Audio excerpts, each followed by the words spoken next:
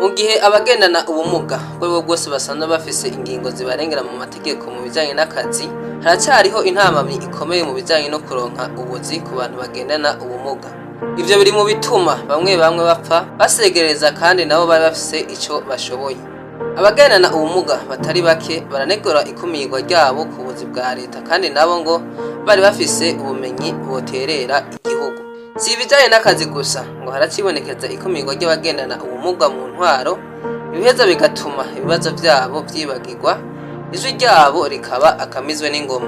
Mw'itegeko nimero 1 Kanoga Kitse mu busa 3 ryo kuwa 10/2018 ingingo ya 31 ivuga ko ubugendana ubumuga wese afise uburenganzira nk'abandi na cane cane mu bijanye n'akazi.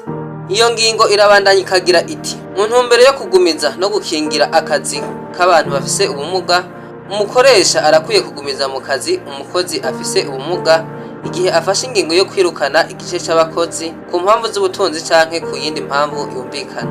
Iyo ngingo ivuga kandi ko umukozi wa leta canke umukozi asanzwe afise ubumuga butuma atagishobora gukora akazi yahora akora kumvo iyo ariyo yose, agumizwa mu mwanya wiwe wa mbere canke ashirwe mu mwanya w'ikindi kibanza kiri mu ikarata y'akazi hakurikijwe ubushobozi bwiwe hamwe n'ubwoko bw'ubumuga afise, inyuma yo kumenyerezwa ako kazi mu gihe vyoba bikenewe.